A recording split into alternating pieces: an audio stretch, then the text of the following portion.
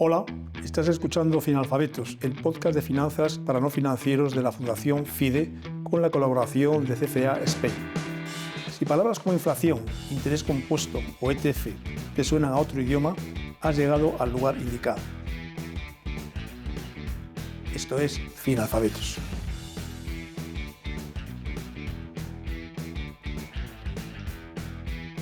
Buenas tardes, soy José Manuel García del Sola. Estamos una vez más en el podcast de Finalfabetos, que es una idea promovida por la Fundación FIDE y por el CFA Institute Spain y financiada por diferentes bancos, gestoras, compañías de seguros, etc. Hoy vamos a ver el capítulo 5, que es sobre la bolsa y cómo invertir en bolsa. Y para ello contamos con dos personas, Gemma Huerta, directora de Family Office de SGCO, y por lo que hemos estado hablando previamente, muy experta en temas de bolsa y de renta variable, etc.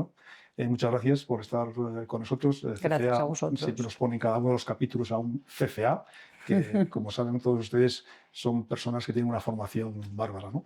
Y a mi izquierda tengo a Mariano Anillas, que no sé si es CFA o no, pero tiene una experiencia tan importante y una formación tan importante que también le hemos llamado y también además está financiando o patrocinando, se dice en las fueras, patrocinando este capítulo. Muchísimas gracias. Mariano es Country Head de DWS, que es la gestora, tiene un nombre complicado, la gestora de Deutsche Bank, que también Deutsche Bank también es otro nombre también complicado, ¿no? Es alemán, es complicado. Sí. Pero bueno, muchas veces no sabemos ni cómo se escribe, ¿no? Deutsche, ¿no? Sí. Encantado de estar aquí. La verdad que todo lo que sea formación ahí me vas a encontrar. Muy bien, muchísimas gracias, Mariano. Bueno, vamos a hablar sobre la bolsa y cómo invertir en bolsa, pero yo no sé qué preguntar. Quizá, a lo mejor, Gemma, ¿tú podrías definir así conceptualmente qué es la bolsa? ¿Qué es? Pues es una pregunta, yo creo, súper interesante y un buen inicio, ¿no?, para esta conversación. La bolsa hay que verla como un espacio donde las compañías buscan financiación. Cuando una compañía tiene una idea y empieza, ¿no?, a trabajar sobre ella, ya siendo a través de manufacturar o fabricar un producto, ya sea ofreciendo un servicio, necesita capital. Cuando tú necesitas capital, hay dos fuentes esenciales de capital. Una es la deuda, normalmente financiación bancaria, y la otra es el capital estrictamente, que sería la bolsa. Cuando miramos las compañías que cotizan en bolsa, realmente lo que estamos viendo es la financiación de ese capital hacia esas compañías que tienen sus proyectos puestos en marcha. Así que la bolsa no es más que un canal, un medio de financiación de compañías, y los precios que vemos de cotización, el reflejo de la evolución de los negocios que hay detrás. Ese sería así como en grandes líneas lo que realmente la bolsa es. Un mercado. Un mercado, sí, un mercado, pero un mercado de financiación, ¿eh? Es decir, los inversores pueden financiar a las compañías comprando sus acciones, ¿no? Es un poco la idea principal, porque habitualmente la gente mira la bolsa y ve gráficos, ¿no? Sube, baja, volatilidad, etcétera, etcétera, pero en realidad lo que hay detrás es un canal de financiación privado, ¿no?, porque son capital privado de los inversores los que financian esos proyectos de las compañías, esos modelos de negocio. Está muy claro. Oye, ¿y cómo funciona la bolsa, ¿no? Porque estamos hablando de que es un mercado, hay una serie de compañías que, como decía muy bien Gemma, se quieren financiar y acuden a ese mercado para financiarse, pero ¿cómo funciona eso? Yo soy una empresa y ¿qué quiero?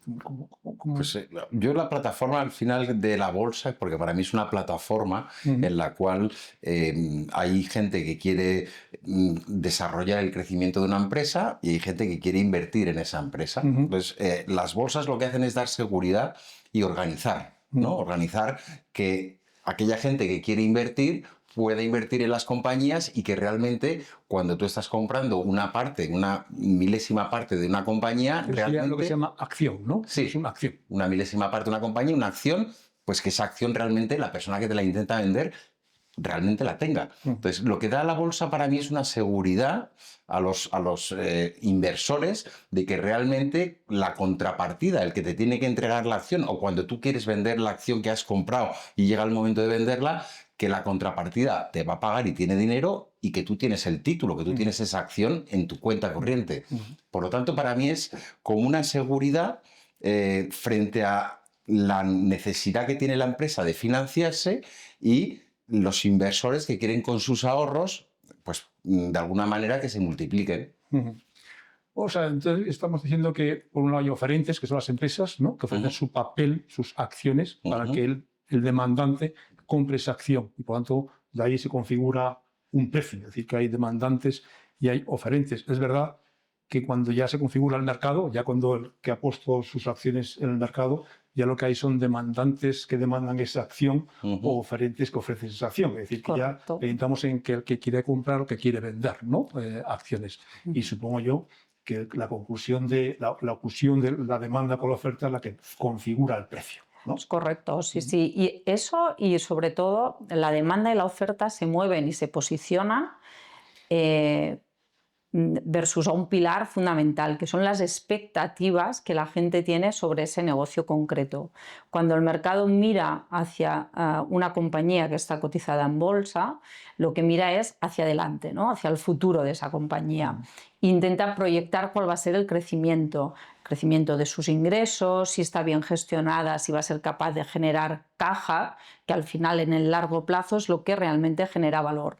Esas expectativas, cuando son positivas, lo que hace es que haya muchísima demanda sobre las acciones de esa compañía, porque se espera que el negocio vaya a ir bien, crezca en ingresos y por lo tanto la caja se expanda, genere valor y la compañía, pues, por ende, tenga una valoración superior. Esa expectativa positiva es lo que hace que la demanda crezca. Cuando sucede lo contrario, cuando las expectativas sobre el sector donde está la compañía, sobre el modelo de negocio concreto que tiene esa compañía dentro del sector son negativas, hace que la demanda, ¿no?, sobre esa compañía, la gente que quiere comprar esas acciones, desaparezca o haya menos, y eso provoca la caída del precio. Entonces, el precio es un reflejo de la oferta y la demanda, y la fortaleza de la demanda es un reflejo de las expectativas que el mercado tiene sobre el sector, el modelo de negocio y en concreto la ejecución de esa compañía. Entonces es una conjunción de esos tres factores: oferta, demanda y expectativas sobre la compañía. Bueno, sí, está bien, ¿no? Es verdad que o no debe tener la misma información o deben ser personas que unos exigen más y otros menos, porque en teoría el que vende también tiene noticias o información acerca de la compañía que está vendiendo, y el que compra, sin embargo, está dispuesto a comprar a un precio que el que vende está dispuesto a venderlo. Por lo tanto, evidentemente hay... Es curioso, sí, es un punto ese muy interesante, porque incluso en el mundo de la inversión, ¿no?, que hay analistas que cubren, ¿no?, y dan su opinión. Cubrir una compañía significa dar tu opinión positiva o negativa sobre la compañía y establecer un precio, ¿no? Pues todos ellos muy bien formados y muy bien informados tienen opiniones distintas a la vez sobre una misma compañía, pero eso es la expectativa. Para entender bien la bolsa hay que entender un punto, y siempre repito lo mismo, que es esencial, y es que la bolsa no son hechos, sino expectativas, ¿no? Cuando una compañía, por ejemplo, da una buena noticia al mercado y cae, mucha gente dice, ¿cómo es posible si lo que ha dicho es positivo? Porque ya se esperaba, y de hecho se esperaba que fuera incluso mejor. Entonces es la expectativa lo que mueve el precio. Claro, en el mundo de la expectativa puedes tener, y mirando hacia adelante, tú tienes que generar, ¿no?, esos crecimientos en el sector o para esa compañía en concreto. Y como esos, en base a un análisis, a unas hipótesis, es subjetivo de la persona que lo hace. Claro. Nosotros tres nos podemos sentar, focalizarnos en un sector, dentro de ese sector, en una compañía en concreto, y decir, vamos cada uno de nosotros a construir la valoración de esta compañía. Probablemente cada uno de nosotros va a tener una opinión distinta sobre qué va a pasar en los próximos 5 años dentro de ese sector, qué va a pasar esos 5 años, esa compañía dentro del sector versus sus competidores, y por lo tanto cada uno de nosotros va a sacar una valoración distinta de la misma compañía porque nuestras expectativas sobre el crecimiento del sector, sobre la gestión de la compañía, ¿no? Y sobre lo que va a suceder son distintas. Entonces, a pesar de que miremos lo mismo, como es generar flujos a futuro, eso significa generar hipótesis y eso son expectativas y dependen pues de la persona que las genera, ¿no? Y por eso hay gente que quiere comprar y hay gente que quiere vender, porque mirando hacia adelante, ante lo que aún no ha sucedido, las expectativas que tenemos son distintas. Suena, José Manuel, si te parece, suena un poco adivinatorio, sí, ¿no? Al final... No, pero déjame, fíjate, antes que me cortes, porque te ves lo que ha dicho Gemma, sobre todo porque quería sacar, para que no se me escape este concepto, yo tengo mucha gente joven, porque tengo hijos jóvenes, en el que hablan de bitcoins y similares, ¿no? Lo que acaba de contar Gemma es, oye, que detrás de la decisión de comprar una compañía en bolsa hay un análisis, vamos a llamarle fundamental, luego entramos en ello, detrás de todo eso, en el que realmente al final decides que compras porque hay un análisis profundo de alguien que profundamente conoce ese tema, ¿no? Y te dejo, y digo, para que mucha gente diga, oye, no, es que yo compro bitcoins porque es que van a subir. Pero hay algún análisis dentro del bitcoin, se puede analizar un balance, se puede analizar una cuenta de resultados, etcétera, etcétera, ¿no? Y yo, al margen de lo que ibas a decir, que por supuesto continúa con ello, pero a mí creo que Gemma se ha quedado corta porque ese análisis, por supuesto, lo hay, pero ese valor sube o baja no solamente por el análisis fundamental que se haga de la compañía, sino hay otras variables, ¿no? Pero bueno, ibas primero... No, que al final yo creo que uno de los atractivos que tiene la bolsa, o por lo menos una de las cosas que a mí me incitó, ¿no? Cuando empezaba la carrera en el sector financiero, a moverme hacia el mundo de las bolsas, es el atractivo, ¿no? Ese poder adivinatorio de cuál es el precio justo, ¿no? Que tiene que tener una compañía después de esos flujos de capital que tú dices que retraes a valor actual y haces una valoración de la compañía, pues tiene una parte adivinatoria. Y yo creo que eso tiene también cierto atractivo para los ciudadanos, ¿no? Que miran como con admiración, oye, ¿cómo eres capaz de saber el precio? Y la verdad es que yo creo que las decisiones sobre el valor de la compañía tienen que estar basadas sobre ese análisis fundamental, esos datos que son públicos, porque toda compañía que quiera cotizar en una bolsa necesita dar cierta transparencia y cierta información y no dar información a nadie por adelantado.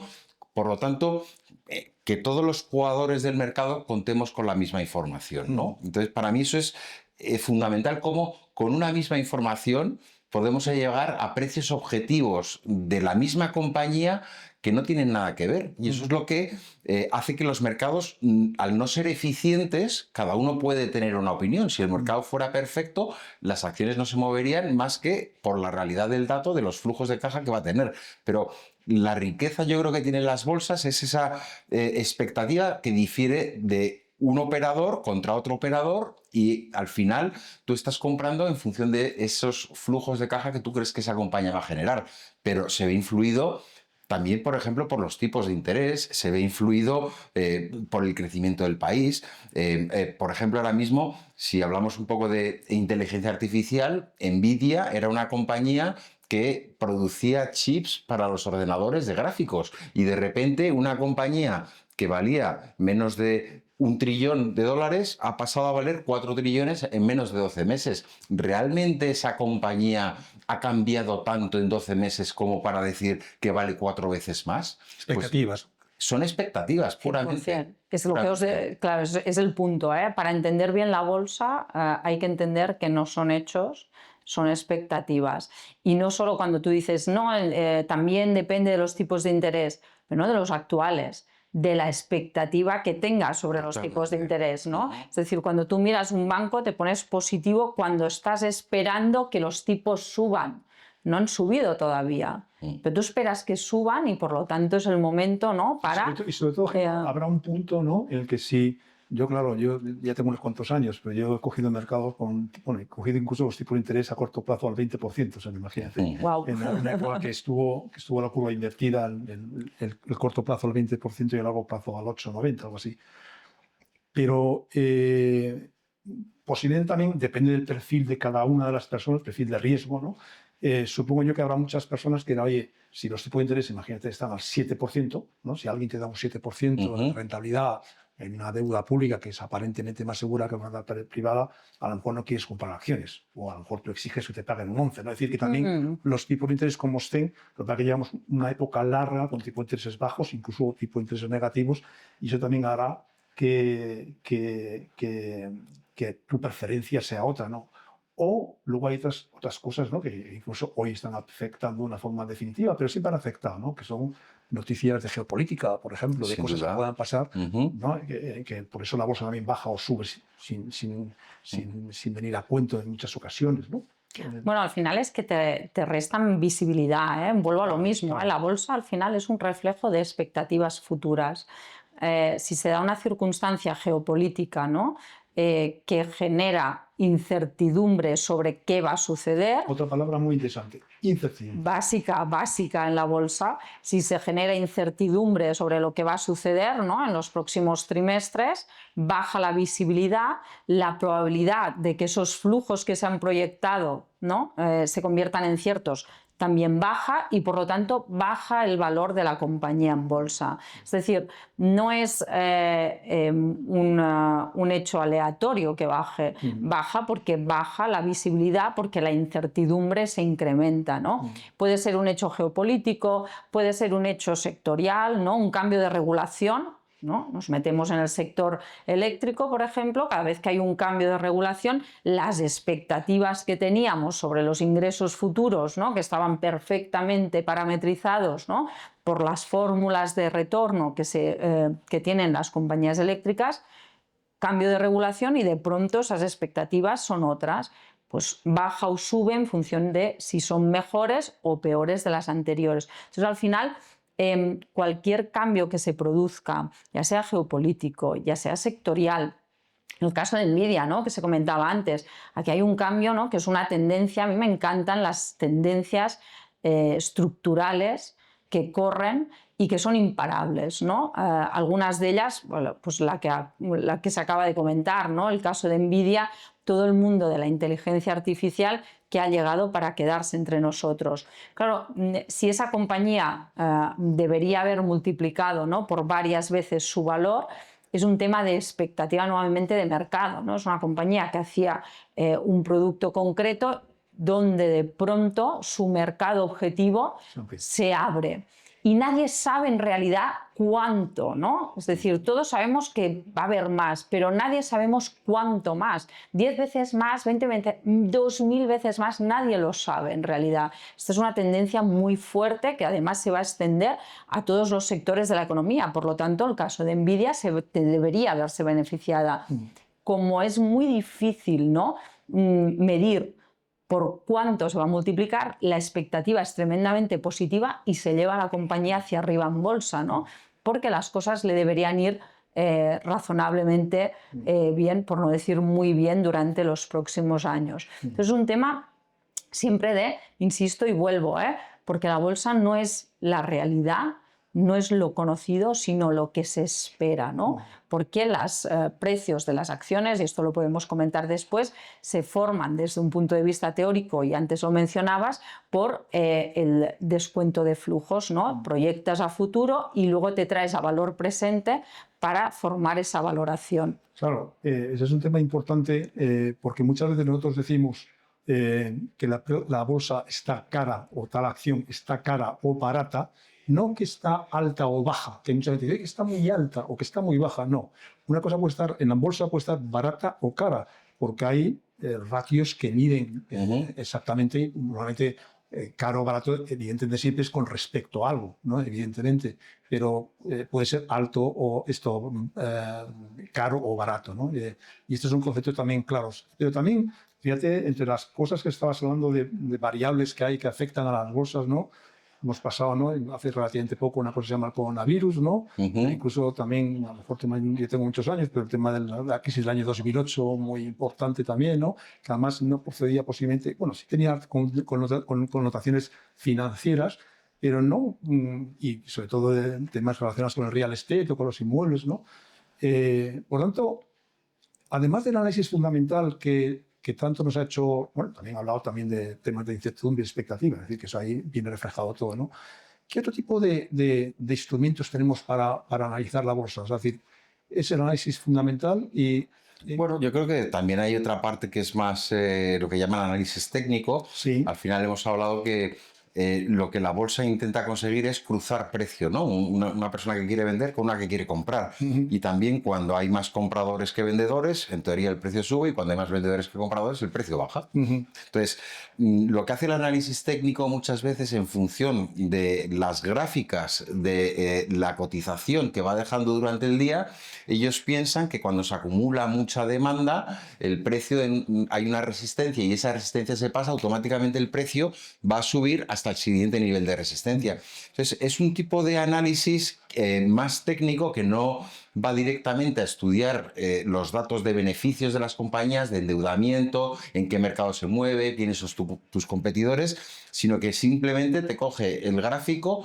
y en base al gráfico, a la fortaleza de esas señales que están recibiendo, sacan una serie de conclusiones. Es lo que se llama chartismo, ¿no? El chartismo, que te diré que en un principio que todos hacíamos un análisis muy fundamental y aparecieron estos, dijimos, no tiene ningún sentido. Y yo creo que a día de hoy es una aportación adicional. No te digo que sea totalmente decisivo en la toma de decisiones, pero yo que trabajo en varias gestoras, lo que sí te puedo decir es que sí se tiene en cuenta, porque al final es una acumulación de demanda o una acumulación de venta y que dices, oye, históricamente hemos intentado sobrepasar este precio y no ha podido el valor, y de repente llega un momento, un día, una buena noticia, y el valor sobrepasa y automáticamente te están diciendo que por análisis técnico la siguiente resistencia, y que ese punto que tú ya has sobrepasado deja de ser un techo para la acción y pasa a ser un suelo, con lo cual tienes mayor o menor confianza.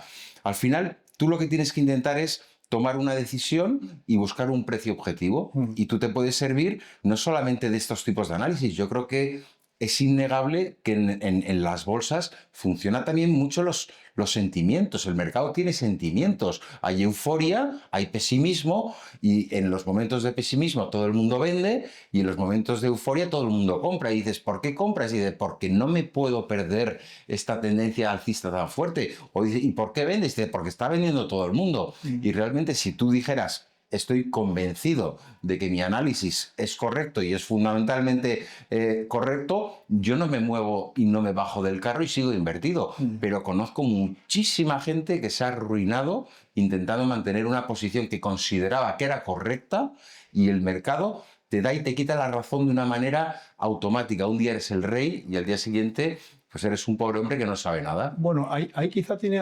Antes Gemma ha hecho que está muy bien, porque ella ha sido y sigue siendo también analista, también fundamental, ¿no? Y ha dicho, tú haces un análisis fundamental a 5 años.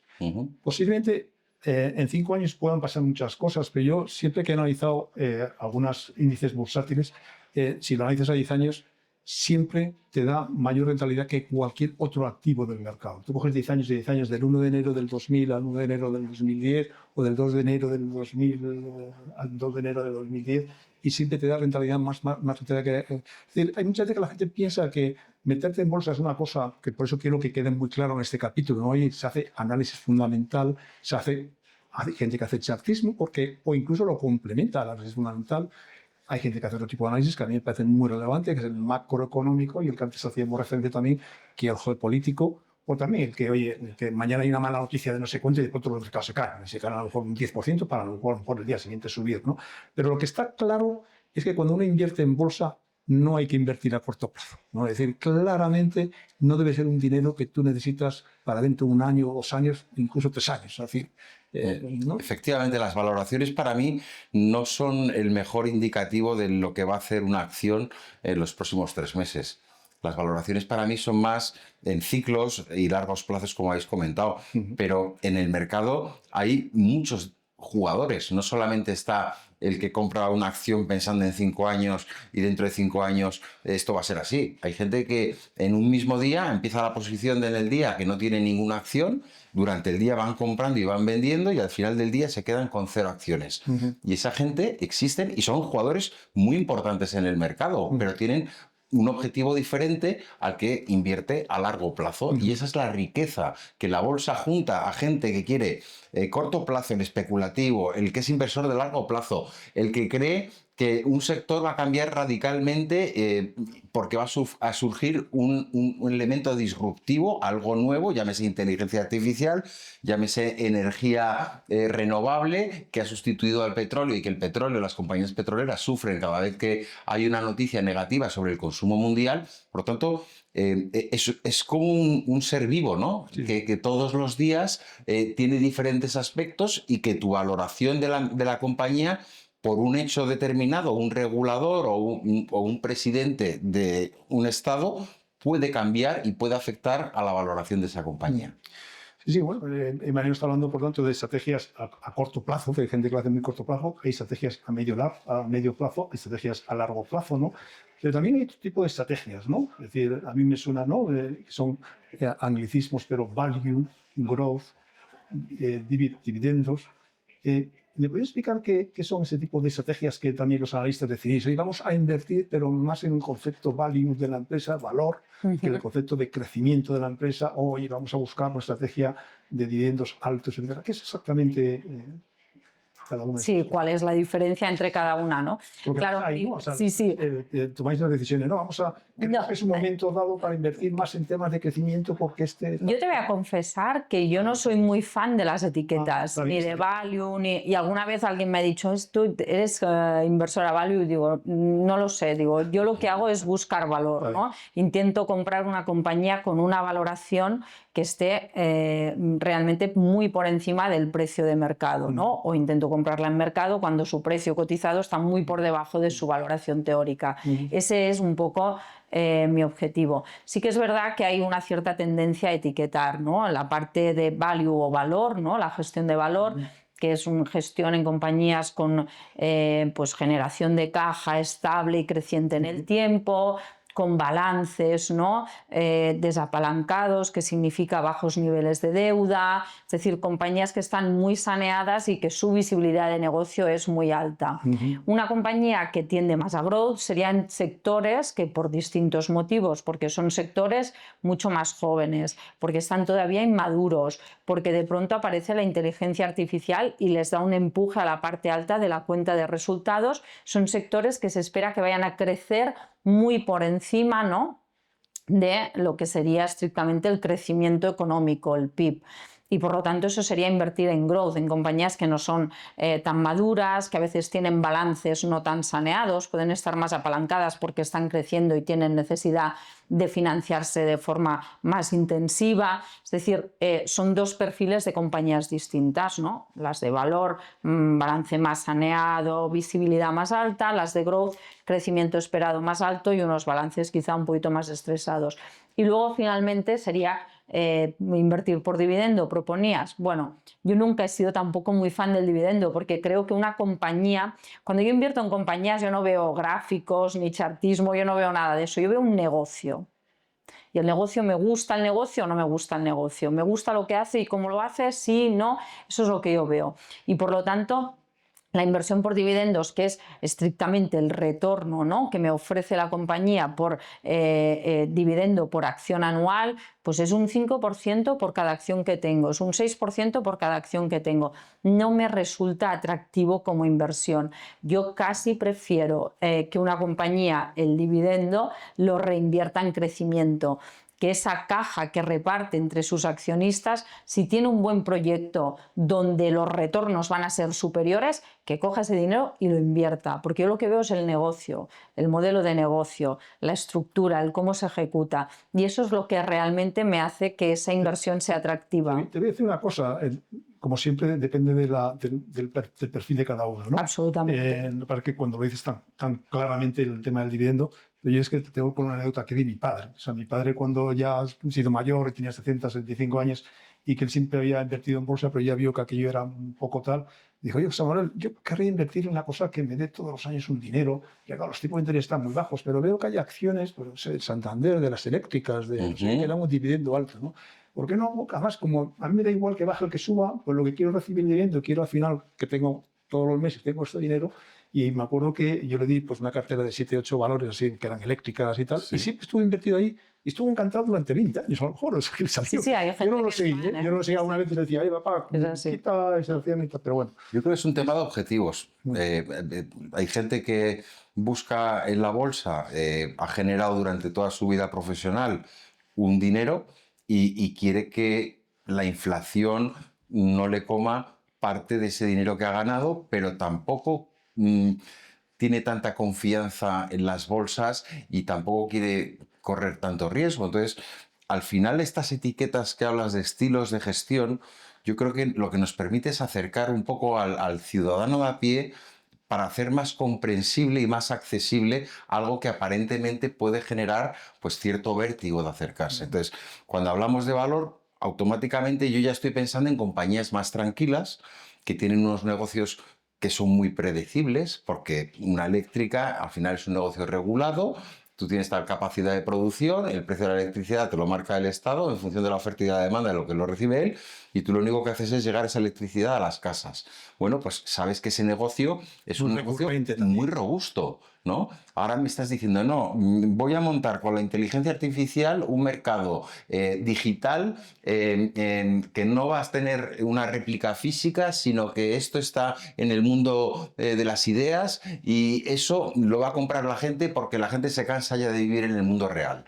Claro, eso es mucho más, tiene capacidad de crecimiento porque es un negocio que no existía hasta ahora, pero realmente no cuenta con la solidez que te puedes encontrar aquí. Entonces, a mí es cierto que encasillar compañías, porque además lo que hoy puede ser valor, mañana es crecimiento, Claro. ¿no? Porque claro, de repente Nvidia era valor porque lo único que hacía eran chips para gráficos de ordenadores y de repente dicen, no, ahora ya es para inteligencia artificial y la inteligencia artificial, ¡boom! Claro, ¿no? muy amplio. Entonces, sí que creo que puede resultar útil para hacer más comprensivo el mundo en el que trabajamos y más accesible y sobre todo que la gente entienda que cuando está invirtiendo en una compañía, está invirtiendo en el negocio y que si esa compañía lo hace mal, pueden llegar a perder todo su dinero. Entonces, cuando tú dices, no, yo voy a invertir en compañías muy estables, muy sólidas, pues es otro concepto, ¿no? Lo que tú estás mirando en esa compañía. Os voy a hacer la pregunta, pero yo también voy a dar mi opinión luego al final, porque estoy seguro que tú vas a tener una opinión diferente posiblemente que tú. En esta pregunta que os voy a hacer, ¿qué compramos? Estamos hablando para el público en general. ¿Acciones? Indirectamente. ¿Qué compramos? ¿Fondos de inversión? Compramos una cosa que se llama ETFs, que no es más que la reproducción de un índice o de un fondo de inversión, etcétera. ¿Cuál es tu recomendación? Que creo que a lo mejor me equivoco. Bueno, no lo sé. A ver, te la voy a dar y luego me dices si has acertado o no con tu expectativa sobre mi respuesta. No, yo diría, para el público en general, para personas que no estén dedicadas estrictamente al análisis de compañías, que diversificar una cartera es esencial. Entonces, hacerlo a través de un fondo de inversión o de un ETF, y ahora cuento un poco la diferencia entre uno y otro, me parece el mejor camino para aproximarse al mundo de la inversión en bolsa. Vamos a estar los tres coincidiendo. Sí, ¿no? Porque diversificar para mí es la esencia de una buena cartera para todo el mundo. ¿Qué significa diversificar? Pues que cuando vas añadiendo nombres distintos a una cartera, ¿no? Si en lugar de tener una acción de una compañía tienes 25 acciones de 25 compañías distintas, cada una de ellas está en un sector distinto, cada una de ellas está expuesta a riesgos distintos, cada una de ellas se gestiona de forma distinta, estás diversificando tu riesgo, ¿no? Riesgo de sector, riesgo de crecimiento económico, riesgo de gestores, con lo cual tener esa cartera de 25 nombres distintos te protege, ¿no? Te diversifica tus distintas fuentes de riesgo. Dicho esto, puedes hacerlo a través de un fondo de inversión o a través de un ETF. Básicamente la diferencia es la siguiente. En el mundo de los ETFs, que son Exchange Traded Funds, ¿no? Son las siglas en inglés, la primera gran diferencia es que los ETFs cotizan en bolsa versus un fondo de inversión que lo que tiene es un valor liquidativo diario donde tú puedes comprar, ¿no? Y al día siguiente sabes a qué precio. Y en cambio un ETF lo puedes comprar, cotiza en bolsa. Esa es la primera gran diferencia entre uno y otro. La segunda es que un fondo de inversión, detrás hay un gestor que sería una persona como yo, que pretende generar valor. ¿Qué significa generar valor y alfa en mercado, ¿no? Significa que tú lo vas a hacer mejor que el índice. Si tú estás gestionando un fondo de renta variable europea, por ejemplo, tu índice de referencia podría ser el Eurostoxx 50. Pues si tú gestionas un fondo de inversión, tu objetivo va a ser tener una rentabilidad que esté claramente por encima del Eurostoxx 50, ¿no? Ese es tu objetivo, estar por encima de ese índice. Si tú crees que los gestores son capaces de generar ese valor adicional al mercado, ese alfa, compras un fondo de inversión. Si tú crees que un gestor seleccionando compañías no va a ser capaz en el largo plazo de batir a su índice, a ese Eurostoxx 50 que poníamos en el ejemplo, compras el ETF. Entonces es lo que se llama hoy en día, ¿no? La inversión activa versus la pasiva. El gestor que hace stock picking y elige 25 nombres distintos en Europa y los pone en su cartera activamente, ¿no? Está diferenciándose de su índice, hay una gestión activa. Y si compras directamente la formación del índice, eres pasivo, te parece correcta la formación que tiene y las compañías que lo representan y por lo tanto compras el ETF. Son dos formas de aproximarse al mercado que se diferencian sobre todo para tomar la decisión en cuanto tú tengas la expectativa de que un gestor vaya a generar alfa o no versus a su índice, vaya a ser mejor que su índice de referencia. Pero siempre, si eres un inversor particular y no tienes un conocimiento profundo sobre las compañías que cotizan en mercado, mi consejo sería invierte siempre a través de un vehículo, ya sea fondo de inversión o ETF, porque lo haces de forma diversificada. Y evitar riesgos me parece algo esencial. Además, puedes conseguir la misma rentabilidad con menos riesgo, ¿no? La misma expectativa de rentabilidad con menos riesgo. ¿Por qué no hacer algo así, ¿no? Está claro. Mariano, además tú como responsable de una gestora aquí en España, tan importante como la Deutsche Bank, DWS, y yo creo que vamos a terminar ya, porque yo creo que estamos dentro más o menos de las horas. Además de esos dos conceptos que ha dicho Gemma, ¿no? De diversificación, importantísimo, y ahora está hablando de rentabilidad, y coincidiendo, que yo creo que vamos a coincidir los tres, que posiblemente el mejor vehículo para invertir, sobre todo en renta variable, yo creo que casi en cualquier activo es un fondo de inversión. ¿Qué otras variables crees tú que tiene más un fondo de inversión? Que creo que las tiene. Bueno, yo creo que el fondo de inversión, frente a comprarte una acción, está gestionado por profesionales. Y yo creo que hay que defender un poco porque al final cuando cada uno queremos o tenemos unos proyectos, siempre vas hacia al profesional que te pueda ayudar con ese proyecto. Llámese un arquitecto cuando quieres una casa o un médico cuando tienes una enfermedad o cualquier otro tipo de profesión. Esto es una profesión. Entonces, al final, yo entiendo que la bolsa desde fuera puede resultar muy atractivo y decir, voy a comprar un valor y quiero duplicar, ¿sabes? Pero al final eso te puede llevar a pasar unas experiencias muy malas y eso realmente yo creo que es bastante negativo. Yo diría que el fondo tiene detrás una gestión profesional. Utiliza una transparencia, publica resultados, te está dando información, te dice cómo está compuesto. Por lo tanto, yo creo que hay que acudir a un profesional porque además también cuando tú acudes a un profesional, el profesional ya ha visto a muchas personas que quieren invertir y ya sabe, cuando le estás contando cuál es tu idea de inversión, él está adaptando en su esquema mental dónde tienes que invertir, en qué fondo, porque fondos hay miles de fondos y cada uno tenemos una aversión al riesgo, ¿no? Y unos objetivos de rentabilidad y una edad. Entonces, creo que el fondo de inversión se adapta mejor a esas especialidades que puede tener cada persona que el irte a comprar una acción simplemente porque has oído que te interesa o no te interesa. Y luego, bueno, pues también en los fondos de inversión te pueden ayudar a cubrir divisas. Tú puedes comprar acciones que cotizan en dólares. Y yo soy un inversor en euros. Yo tengo que pagar en euros mis colegios, mis casas. Entonces, cuando yo invierto en un valor como Nvidia y este mismo Nvidia me da un valor en dólares y yo tengo que traerlo a euros, este año, por ejemplo, en el 2025, el dólar ha caído un 13%. Yo soy un inversor en euros y la bolsa americana, el Nasdaq, puede tener una revalorización este año del 20%.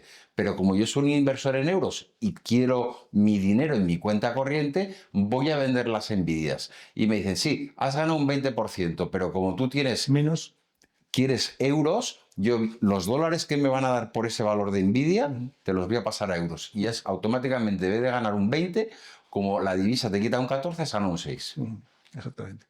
Bueno, hay dos cosas que se te va a pasar seguro de un fondo de inversión que a mí me parece muy interesante. La liquidez.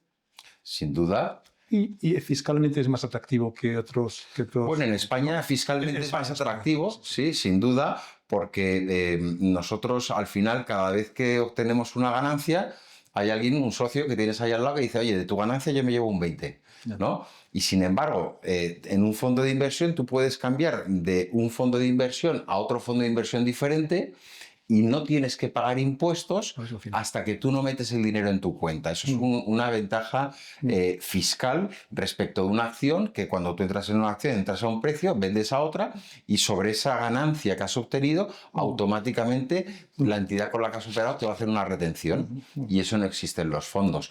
Pero para mí la característica principal es que hay profesionales como Gemma, como puede ser tú, como puedo ser yo, detrás de estos fondos, que somos profesionales y que vamos a tomar las decisiones con un montón de herramientas, mucho más allá de las herramientas que puede tener una persona desde su casa, y vamos a tomar unas decisiones más fundamentadas, ¿no? Y más sólidas. Y luego, como todo en la vida, dentro de los profesionales hay profesionales mejores y peores. Entonces, lo que para mí sí puede tener valor es que alguien me ayude a encontrar el fondo que mejor se adapta a mí y cuál es la gestora en la cual tengo que invertir para comprar acciones chinas o acciones americanas o para invertir en España, para comprar acciones del IBEX 35.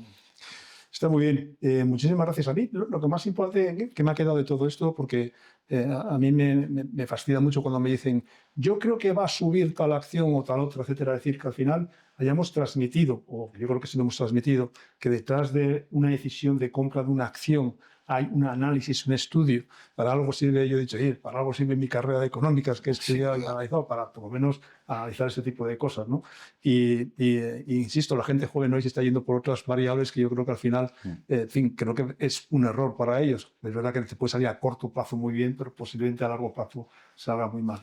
Gemma, muchísimas gracias por estar aquí en FIDE y hacer este podcast. Muchas gracias a vosotros, la verdad, porque ha sido un placer. Muchísimas gracias. Gracias.